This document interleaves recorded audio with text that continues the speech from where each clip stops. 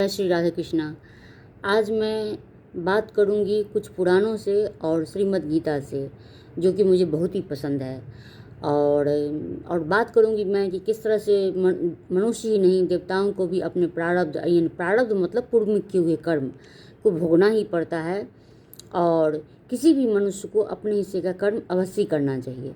इस पर चर्चा करूंगी। तो सर्वप्रथम मनुष्य जब बहुत दुखी हो जाता है तो वह उदास होता है, दुखी होता है और इधर उधर के धक्के खाना शुरू करता है। कभी वह किसी मज़ार पर जाता है, कभी किसी गुरुद्वारा में जाएगा, कभी किसी मंदिर में जाएगा, कभी किसी ज्योतिष के पास जाएगा, कभी कोई टोटका लेके कोई उसको बता देगा, कभी किसी तांत्रिक के पास जाएगा। इन सब चीज़ से अगर हो सकता है तत्काल उपाय हो भी जाए तो क्या उसको प्रारब्ध नहीं भोगना पड़ेगा?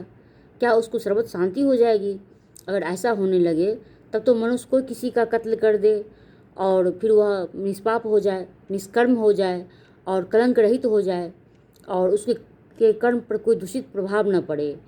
और इस तरह से टोटका करने से हो तो कारागृह विहीन हो जाएगा और अपराध रहित यह जीवन हो जाएगा या अपराध से भर जाएगा।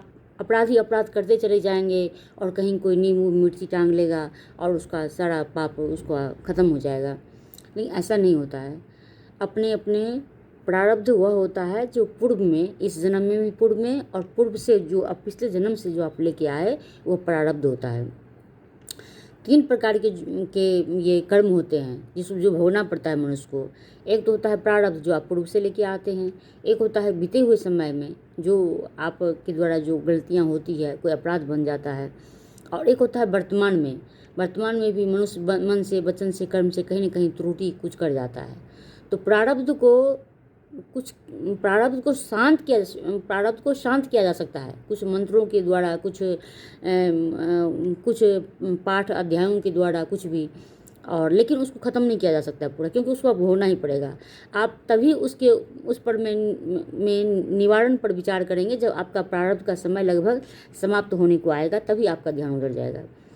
किंतु जो संचित कर्म होता है, यानी पूर्व के बीते हुए, इस जीवन के बीते हुए जो समय होता है, उसका संचित कर्म जो होता है, और वर्तमान के जो कर्म होते हैं, 3 कर्म हुए। एक प्रारब्ध जो आपने पूर्व जन्म से लेके आए, दूसरा होता है संचित कर्म जो आपका बीते हुए समय से वो से आपके पास स्टोर है, और तीसरा होता है वर्तमान का कर्म। इन 3 तो 2 को ख़त्म किया जा सकता है।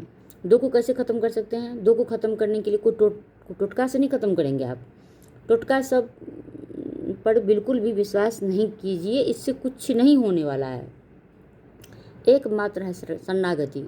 आपका जो भी इष्ट है उनके शरणागति हो जाइए। आपके कुल देवी हों, ग्राम देवता हों, या अन्य किसी कोई इष्ट हों, कोई भी 12 शिवलिंग में से कोई आपके हों, माँ अम्बा हों, कोई भी हों, लक्ष्मी नारायण भगवान हों, गणेश जी हों, आपके जो हनुमान जी हों, आपके जो भी विभिन्न देवी देवताओं में से जो भी आपके इष्ट हों, आप उनके शरणागत हो जाइए। जैसे किसी कंपनी में बहुत सारा वर्कर काम करता है और किसी वजह से वो बहुत दिनों से नहीं आता है, तो कितनी विनम्रता से और शालीनता से वह अपनी बात को रखता है, अपनी बात को समझाता है। यानी उसको वह अपने जो उसका जो प्रधान होता है उसके वह शरणागत हो जाता है। तो अगर उसमें दया भाव है, थोड़ा सा धर्म संचय है, तो उसकी बात को समझता है, गौर करता है और फिर उसको एक्सक्यूज़ करता है और कल से उसको या उसी दिन से उसको ड्यूटी करने, कर्तव्य को निभाने बोलता है। तो इस तरह से आप अपने इष्ट के शरणागत हो जाइए। जब आप शरणागत हो जाएंगे ना, तो उस पाथ पर जब चलने लगेंगे आप, तो निश्चित रूप से हमेशा आपके हृदय में उनकी छवि रहेगी। ये ध्यान छवि रहने का मतलब होता है कि आप ध्यान योग में चले गए। और जब जितने योग हैं उसमें ध्यान योग सर्वश्रेष्ठ है। ध्यान योग के बिना कोई भी जप, तप, कर्म और जो भी अन्य कोई पूजा के विधि विधान जितने भी हैं, 5 पूजा के विधान होते हैं: कर्म, जप, तप, ज्ञान और ध्यान। ये 5। तो ये 5 कर्म जिसके भीतर हैं, आपको एनालिसिस करना चाहिए, आपको विश्लेषण करना चाहिए अपना कि ये 5 अगर आपके भीतर हैं तो निश्चित रूप से ये आपका लास्ट बर्थ है, यानी कि अंतिम जन्म है। आपको इस पर विचार करना चाहिए और अपने इष्ट का भजन करना चाहिए। कर्म मतलब जो कर्तव्यहीन प्राणी नहीं होना। वो प्राणी कर्म के पथ पर अक्सर रहता है, अपना मेहनत से कमाता है, अपनी मेहनत से सबको चलाता है, यानी कि दूसरे के अधीन वो नहीं होता, वो दूसरे को देता है कि लेता नहीं किसी से, तो वह कर्मयोग है। और तप क्या है? तप मतलब होता है व्रत करना। जैसे विभिन्न उपवास होता है, कोई एकादशी व्रत है, कोई दुर्गा जी का नवरात्र का व्रत है, कोई शिवरात्रि का व्रत है, कृष्णाष्टमी का व्रत है। आप जितने भी, और हमारे हिंदुस्तान में, भारत में बहुत सारे व्रत त्यौहार हिंदुओं के लिए हैं, तो वो हो गया व्रत। व्रत करना हो गया। और तप, व्रत में शरीर को सुखाना होता है, ये व्रत है। तप मतलब होता है तपस्या।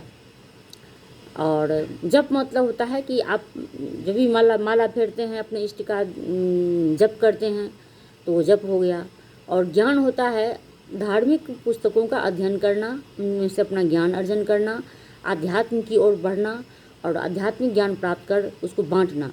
जब भी आप कोई ज्ञान प्राप्त करें, आध्यात्मिक ज्ञान प्राप्त करें, तो स्वयं तक सीमित ना रखें, उसको निश्चित रूप से बांटें, चाहे जिस तरह से बांटें, पर बांटें उसको, अपने तक सीमित नहीं रहना चाहिए। और लास्ट में आता है ध्यान। ध्यान वो है कि जो आप ब्रह्म मुहूर्त में उठते हैं और अपने इष्ट का आप पद्मासन की मुद्रा में बैठें या पालथी मार कर बैठें, और ध्यान पर मैं एक वीडियो बना के दी हूँ, तो उसको आप देख सकते हैं। और अपने इष्ट का ध्यान करें, जिसको मानसिक पूजा भी कर सकते हैं आप। और उस तरह से ध्यान योग सर्वश्रेष्ठ है, तो करना चाहिए मनुष्य को। और ये 5 लक्षण किसी मनुष्य में पाए जाते हैं, चाहे स्वयं का ही किसी का हो, तो निश्चित रूप से वह उसका लास्ट बर्थ है। और उसको और भी बहुत ज़्यादा मेहनत करके अपने इष्ट का ध्यान करना चाहिए, जब की संख्या उसको बढ़ाना चाहिए, और अच्छे कर्म, अच्छे भाव, शुद्ध आत्मा, और ये उसको अपने में लाना चाहिए। अगर नहीं है तो क्रोध का त्याग करना चाहिए। काम, क्रोध, लोभ, मोह, ये 5 चीज़ मनुष्य के रास्ते में बाधक होते हैं।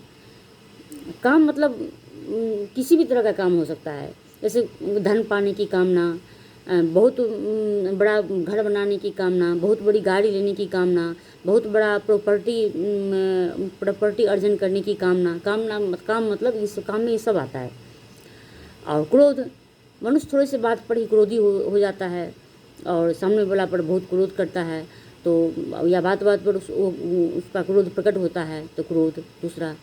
और लोभ, आपको किसी बात की आकांक्षा होती है कि ओह कितना अच्छा होता, हम सोए होते, हमको कोई कुछ दे देता, हमको कोई काम नहीं करना पड़ता, कोई मुझे ऐसे बैंक बैलेंस कुछ दे देता, ऐसे करके, तो आपको लोभ में पड़ गए, आपको मतलब फ्री में सब कुछ चाहिए, ये लोभ है। काम, क्रोध, लोभ और जो था है मोह। तो इसमें सबसे ज़्यादा जो है वो है मोह। मोह से मनुष्य जीवन पर्यंत शायद 1-8% निकल पाते हैं, बाकी नहीं निकल पाते हैं अंत तक। उनको किसी का मोह होता है, तो इस शरीर को छूटने का मोह होता है। इस घर को उन्होंने जो अपने पसीने से बहा के बनाया है, और मेहनत से जो कर्म कर के रुपए उसके जोड़े और उसको बनाया, इस घर से जाने का, जिन बच्चों को, पोते पोतियों को उन्होंने पाला पोसा, जो उनके सामने में बड़े हुए, उनसे छूटने का मोह होता है। अपनों से अलग हो जाने का मोह होता है। ये मोह ऐसा होता है, उनको ऐसे भी लगता है कि वो चले जाएंगे तो इन लोगों का क्या होगा, इनको कौन देखेगा, ये भी मोह होता है। फिर उन इतना सारा बनाया, जो कमाया बचाया, उस सब का क्या होगा, कैसे ये लोग रखेंगे, गवा देंगे, या फिर जमा करके रखेंगे, या मित व्ययी होंगे, इनका भी मोह होता है। सबसे ज़्यादा जो मोह उनको होता है इस शरीर छूटने का। उनको लगता है कि वो अमर होके आए हैं और यहाँ से जाना नहीं है। आप ये बात गांठ बांध लें कि जो आया है उसको जाना है, जिसका जन्म होता है उसका मृत्यु निश्चित है, आज हो चाहे कल हो, निश्चित है। आपको किसी भी भ्रम में नहीं रहना चाहिए। इसलिए जब ज्ञान हो जाए, सब झमेला हो जाए जीवन में, और सभी से आप निश्चिंत होने लगे, तो धीरे धीरे जो कैश वाली जो अकाउंट होती है ना, उसके अलावा ये नाम जप का भी एक अकाउंट अपना गुप्त रूप से बनाएं, और मन की माला पर में, अपने सांसों की माला पर में अपने इष्ट का नाम चलते रहने दें। करोड़ों अरबों लक्ष्य रखें। जैसे रुपया कमाने का करोड़ों अरबों का आप लक्ष्य था ना पहले आपका, जब आप यंग थे, तो अब आपको ये नाम जप का करोड़ों और अरबों कमाने का, जब तक सांस का अंतिम सांस जब तक चले, तब तक ये बैलेंस हमारा बन जाना चाहिए, और ये गुप्त होना चाहिए। और वह अकाउंट होगा जो आपका कमाया है और आप ही के साथ जाएगा, दूसरा कोई इसको नहीं बांटेगा, किसी कीमत पर नहीं बांटेगा। हाँ, आप अगर आप उतना कर लिए हैं तो आपकी वाणी अवश्य सिद्ध हो जाएगी। आप जो भी आशीर्वाद अपने घर परिवार को परिजन को दे के जाएंगे वह निश्चय ही फलित होगा, इसमें कोई भी संशय नहीं है। तो ये बात हो गई। और जो गीता है, गीता में भगवान कहते हैं निष्काम कर्म। निष्काम मतलब जिसमें कंडीशन नहीं हो। हम मनुष्य क्या करते हैं, जब किसी के लिए कोई काम कर देते हैं तो उसमें कंडीशन लगा देते हैं, या फिर किसी के लिए को बुलाते हैं कि हमारा ये कर दो, या फिर वो हमको कंडीशन लगा देता है। मतलब जहाँ पर कंडीशन नहीं हो, अनकंडीशनल। जैसे तुम मेरा ये काम कर दो तो हम तुम्हारा ये कर देंगे। उसने हमको अच्छी बात नहीं कही तो हम भी उसको अच्छी बात नहीं कहेंगे। उसको मुझसे कोई स्नेह नहीं तो हमें भी उससे कोई स्नेह नहीं। मतलब बदला जहाँ होता है, ये बदला यहाँ पर कंडीशन लगा हुआ हर एक चीज़ में। तुम मेरा ये करो और मैं तुम्हारा वो करूँगा, ऐसे या करूँगी, ये कंडीशन नहीं। निष्काम हो जाइए, जहाँ कोई कामना नहीं हो किसी चीज़ को। वो मुझे प्यार करे तो मैं प्यार करूँ, वो मुझे धन दे तो मैं धन दूँ, वो खाने पर बुलाए तो मैं भी उसको बुलाऊँ, उसको वो मेरे यहाँ आए तो मैं इसको वहाँ जाऊँ, उसने मुझे बीमारी में खोज नहीं किया, कोई अता पता नहीं पूछा तो हम भी उसको न करें। ये सब क्या है, कामना है, यानी कंडीशन है इसमें लगा हुआ। ऐसा नहीं करना है, अनकंडीशनल हो जाइए। भगवान समझा रहे हैं अर्जुन को कि निष्काम कर्म करो हे पार्थ, निष्काम। तुम ये मत सोचो कि मैं जो धनुष बाण उठा के अब तीर चलाऊंगा, तो पहले तो उसको मोह हो रहा है अर्जुन को कि ये मेरे पूज्य दादाजी हैं, वो मेरे पितामह हैं, वो मेरे गुरु हैं, वो मेरे ताऊ हैं, वो मेरे बड़े भाई हैं, वो मेरे भतीजे हैं, वो मेरा पुत्र है, सब उनको अपना, वो मामा हैं, ससुर हैं, चाचा हैं, ताऊ हैं, ये सब उनको दिखाई देता है। और लेकिन ये सब नहीं हो, ऐसा ये सब मोह नहीं होना चाहिए। और जैसे संजय धृतराष्ट्र के साथ संवाद करते हैं, माम का पांडवश्चैव किम कुर्वत संजय। तो हे संजय कि अब मुझे ये बताओ, माम का पांडवश्चैव किम कुर्वत संजय, हे संजय ये मेरे को बताओ कि वो पांडव वहाँ पर क्या कर रहे हैं। वो ये टेलीविज़न बने हुए हैं यहाँ, संजय जो उनके सारथी हैं, और उनको सब सूचना दे रहे हैं कि वहाँ पर में क्या क्या हो रहा है। तो संजय सब लीला उनको बताते हैं अपने आँखों की दृष्टि, आँख से देखकर। तो निष्काम कर्म करना चाहिए। आपको अपने तरफ से शुद्ध हृदय, सुग्राही हृदय रखना चाहिए कि जो छोटा है उसको स्नेह देना है, जो बड़ा है उसको भी आदर करना है, कोई बीमार है उसको सेवा करना है। अपना काम करिए, वहाँ से हट जाइए। कोई को सोचे नहीं सोचे, उससे कोई भी मतलब नहीं बनता है। अनकंडीशनल, जब आप अनकंडीशनल हो जाएंगे ना, तो आप भगवान के बहुत निकट होंगे। निकट नहीं होंगे, परम निकट होंगे, हाँ हो जाएंगे उसी दिन। अनकंडीशनल होना चाहिए प्रत्येक मनुष्य को। निष्काम भक्ति, निष्काम कर्म, ये गीता जी पूरा सारी निष्काम पर में है। कर्म प्रत्येक मनुष्य को करना चाहिए अपने हिस्से का, चाहे छोटा हो बड़ा हो, इससे कोई मतलब नहीं है। अगर ऐसा नहीं होता तो अंबानी के पास अरबों खरबों पता नहीं कितना है, पर उसके पुत्र, उसके जो अगला जनरेशन है, वो भी तो अपने हिस्से का कर्म कर रहा है। वो चाहे तो कितने पुष्ट उसके राशि ठाट बाट से जीवन यापन कर सकते हैं, पर अपने हिस्से का कर्म तो वो भी कर रहे हैं ना। तो ये हम वहाँ से हमें लेना चाहिए। ये नहीं कि थोड़े से हो गए तो बस अब आलस हो गया और बैठे, ऐसे नहीं। कर्म अपने हिस्से का कर्म जितना आपसे बन पड़े, अपने हिस्से का कर्म प्रत्येक मनुष्य को अवश्य करना चाहिए। और रही प्रारब्ध की बात, तो प्रारब्ध तो हर मनुष्य को भोगना ही पड़ता है। कैसे भोगना पड़ता है? जब वृत्तासुर को इंद्र ने मार दिया, वृत्तासुर त्वष्टा के पुत्र थे और वो ब्राह्मण थे और बहुत तपस्वी थे, भगवत भक्त थे, कितना वरदान उनको मिला हुआ था। सब स्वर्ग तक का सिंहासन हिला दिया उन्होंने, वहाँ का राजा तक बन गए वृत्तासुर। और एक बार युद्ध में उन्होंने मुख में ही इंद्र को रख लिया था। और उसके बाद फिर जब वो मुख से बाहर निकले, ब्रह्मा जी ने समझाई कर सृजन किया और इंद्र मुख से बाहर निकले, तो किसी भी तरह से करके छल से वृत्तासुर का क्या किया, उन्होंने हत्या कर दिया। और उतना ही नहीं, हत्या कर दिया, जब वो नीचे गिर पड़ा वृत्तासुर, तभी इंद्र को संतुष्टि नहीं मिली। उनके मन में ये संशय बना रहा कि ये तो देखने में लगता है कि जीवित। देखिए, आध्यात्मिक आदमी की एक बहुत बड़ी विशेषता है कि आप अगर वो दुखी किसी बात को लेकर अंदर से, अगर भीतर से मतलब दुखी भी है ना, तो उसके चेहरे पर वो तेज रहता है ना, वो तेज के भीतर उसका जो दुख रहता है, उसका जो अंदर का जो व्यथा होती है, वो ढक जाती है। कैसे? जैसे धुएं में अग्नि ढकी रहती है, गीता की ये बहुत सुंदर लाइन एक है कि प्रत्येक मनुष्य के भीतर ज्ञान है, प्रत्येक मनुष्य के भीतर, चाहे वो जड़ हो चेतन हो, मतलब जड़ चेतन नहीं, मतलब जो कोई ज्ञानी जड़ चेतन ज्ञान सबके भीतर है, मतलब मनुष्य योनि में जो है उसके भीतर ज्ञान है, चाहे वो मूर्ख हो चाहे ज्ञानी हो। कैसे? जैसे अग्नि को कौन ढांक के रखता है? धुआं। और जेड़ में गर्भ ढपा हुआ रहता है, मतलब झांपा हुआ रहता है। और ज्ञान को कौन झांप के रखता है? अज्ञानता। जब उसका ज्ञान का परत खुल जाएगा तो उसकी अज्ञानता दूर हो जाएगी, यानी प्रकाश उसमें आ जाएगा। तो इस तरह से ये सब झपे हुए हैं। प्रत्येक मनुष्य के भीतर ज्ञान है, लेकिन जब उसका ज्ञान का वो चक्षु कब खुलेगा, कहाँ खुलेगा, कैसे खुलेगा, ये उसका प्रारब्ध तय करेगा। और खुलेगा भी नहीं खुलेगा ये भी उसका प्रारब्ध तय करेगा। हाँ, वो कर्मशील है और अध्यात्म की तरफ वो उसका झुकाव है, उसका कोई अच्छा गुरु है या खुद स्वयं से वो अध्ययनशील है, तो निश्चित रूप से उसका ज्ञान खुल जाएगा, इसमें तनिक भी संशय नहीं है। तो इंद्र जब वृत्तासुर को मार दिया तो उनके मन में संशय था, क्योंकि वृत्तासुर बहुत बड़ा तपस्वी था, बहुत बड़ा तपस्वी था। वो इंद्र का सिंहासन हिला देना, इंद्र और स्वर्ग का राजा बनना कोई मामूली बात नहीं होती है।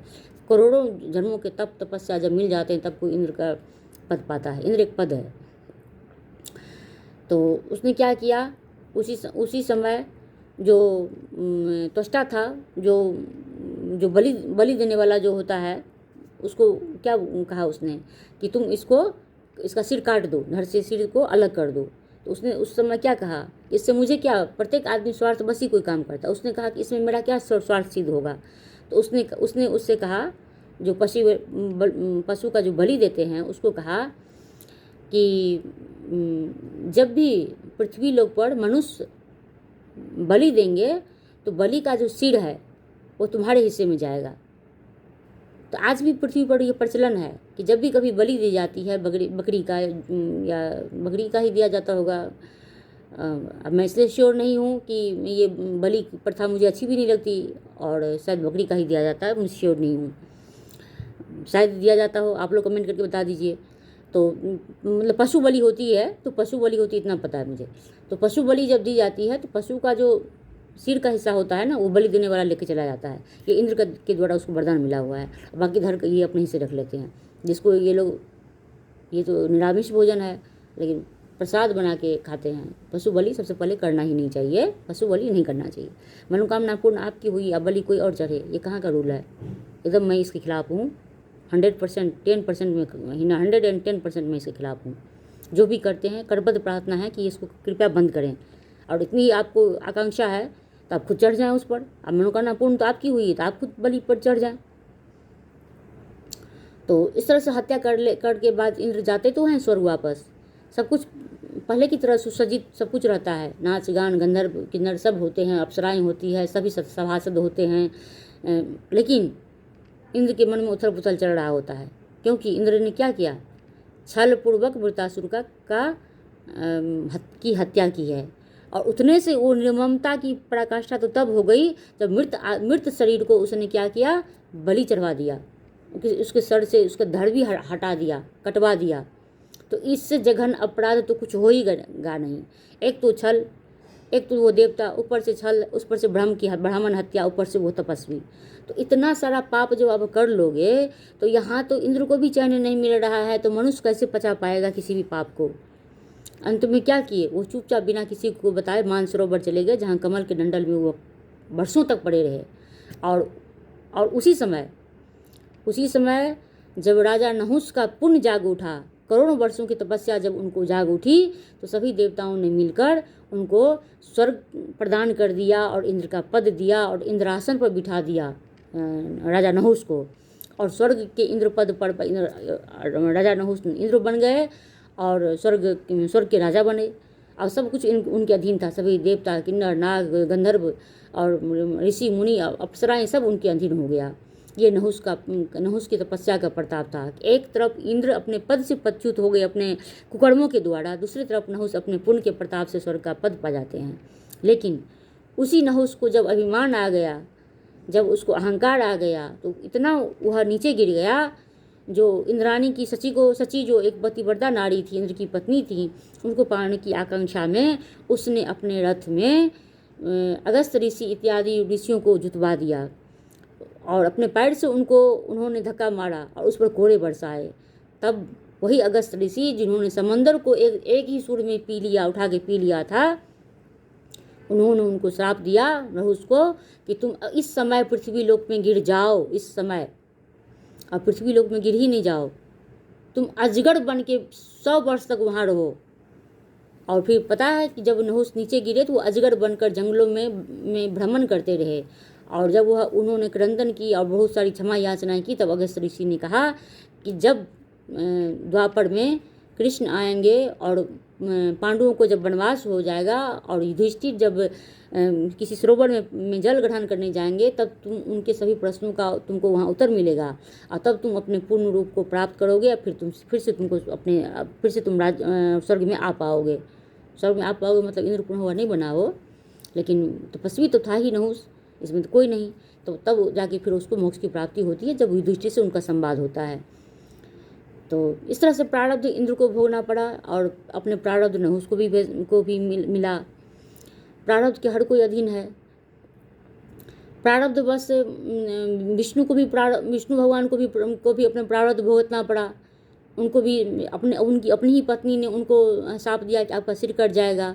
उनको कई बार शाप मिला। उनको भृगु ऋषि के द्वारा शाप मिला और उनको नारद ऋषि भी ने एक बार शाप दिया था विष्णु जी को कि जब उन्होंने एक बार नारद ऋषि को किसी राजकुमारी को देखकर जब वो मोहित हुए तो विष्णु भगवान से उन्होंने कहा, विष्णु भगवान सभी देवताओं में बहुत सुंदर हैं, कमल नयन भी उनका नाम है, और माता जगत जननी जो हैं वो तो त्रिपुर सुंदरी हैं और सबकी जननी हैं वो। तो विष्णु भगवान को उसने नारद जी ने आग्रह किया कि हे विष्णु जी, आप अपना आपकी जो सुंदरता है, जो आपका मुखमंडल है, ये मुझे दे दीजिए तो मेरा विवाह होगा। तो उन्होंने बंदर का उनका मुंह जो दिया नारद जी का मुंह जो जितना पहले सुंदर था अब वो नहीं रहा। उनके मुख में जो दूसरा कोई सामने वाला दिखता तो उनमें बंदर दिखता। तो राजकुमारी उनको बंदर का मुंह देखकर उनको जो है अवहेलना की और दूसरे को वरमाला डाल दी। और जब जाके नारद अपने शीशे में जाके अपना दर्पण में जाके अपना मुख देखते हैं तो देखते हैं कि उनके सिर में बंदर का सिर लगा हुआ है। तब वो विष्णु भगवान को शाप देते हैं, जिस तरह से आज मैं विवाह मेरा नहीं हुआ और मैं आपको अपनी सुंदरता पर बहुत ही घमंड है और आपने मेरा बंदर का सिर दिया और मेरा आज विवाह नहीं हुआ और आज मैं स्त्री से मेरा वियोग हुआ है, तो जाइए आप भी कभी स्त्री के वियोग में वन भटकेंगे।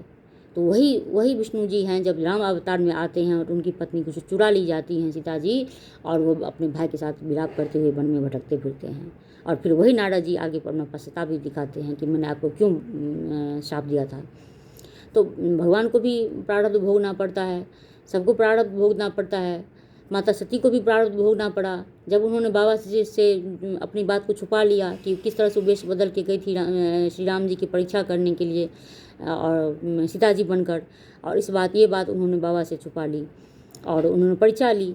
तो इसलिए बाबा उनसे नाराज़ हो गए और उन्होंने सती का त्याग कर दिया, जिससे उन्हें अग्निकुंड में जाके अपने शरीर का दहन करना पड़ा और सती का अंत हो गया। और दूसरे जन्म में वह माता पार्वती बन के आती हैं जो हिमालय और मैना के घर में जन्म लेती हैं और पुनः शिव बाबा को प्राप्त करती हैं पति स्वरूप में। इस तरह से प्रारब्ध मनुष्य को ही नहीं, देवताओं को भी अच्छे और बुरे कर्मों का फल भुगतना पड़ता है। और मनुष्य को तो क्यों नहीं भुगतना पड़ेगा। मनुष्य तो पल पल मानसिक और शारीरिक ही नहीं, मानसिक रूप से भी मनुष्य हमेशा कुकर्म ही करता है। कर्म करता ही कब है, उसका ये हो जाए, उसका वो हो जाए। कोई आगे बढ़ गया तो वो अच्छा नहीं, कोई सुखी है तो वो अच्छा नहीं, कोई खुश है तो वो भी अच्छा नहीं, सब कुछ मिल गया वो भी अच्छा नहीं, उसी को सब कुछ मिल जाए तो वो भी संभाल नहीं पाता, उसके लिए अच्छा नहीं होता। तो मनुष्य तो ऐसे ही है, इतना ही नीच प्राणी है मनुष्य। तो ये सब जो प्रारब्ध की बात हुई, तो अच्छा कर्म करते रहिए, मन से वचन से कर्म से अच्छा कर्म करते रहिए। और जो निष्काम भक्ति भगवान बताते हैं वह निष्काम कर्म, निष्काम भक्ति, निष्काम स्नेह, निष्काम सेवा आप सदैव करते रहने का प्रत्येक मनुष्य को यह प्रयास होना चाहिए। तो और गीता बहुत ही मोक्षदायी है और गीता की एक बड़ी अच्छी विशेषता है जो मुझे बहुत अच्छी लगती है। आप गीता को जितनी बार पढ़ेंगे आपको उसमें एक नया चीज़ मिलेगा आपको। ये मतलब भगवान के द्वारा वो है। गीता वह है जो भगवान श्री कृष्ण के मुंह से स्वयं का निःसरित है, जो कुरुक्षेत्र में 18 दिन तक उन्होंने अर्जुन को अपनी वाणी से उनको समझाया और काम क्रोध लोभ के अग्नि से उनको मुक्त कराया और मोक्ष का द्वार दिखाया। गीता का 18वां अध्याय मोक्ष के द्वार पर ले जाता है। और गीता के बारे में छोटी सी बात अभी इतने छोटे से में कहना मुझे ठीक नहीं लग रहा है। गीता के बारे में बहुत कुछ कहा जा सकता है, बहुत कुछ कहने को है उसमें, और मैं क्या कहूँगी, जो भगवान स्वयं कहने वाले हैं तो मेरी क्या औकात है कि मैं कुछ बताऊँ। फिर भी कभी समय समय पर मैं कुछ बोलते रहूँगी, कहते रहूँगी उसके बारे में।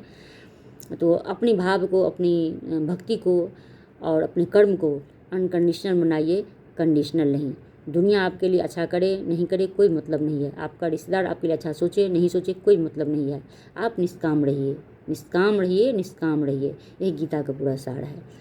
तो आज तक कि ये सब मेरी जानकारी थी, और अगर आपको ये अच्छा लगा तो लाइक कीजिए, कमेंट कीजिए, शेयर कीजिए, और मेरे यूट्यूब चैनल शिव परिवार धर्म को आप सब्सक्राइब कीजिए, और वहाँ भी कमेंट कीजिए और लाइक कीजिए और शेयर कीजिए, मुझे मोटिवेट कीजिए।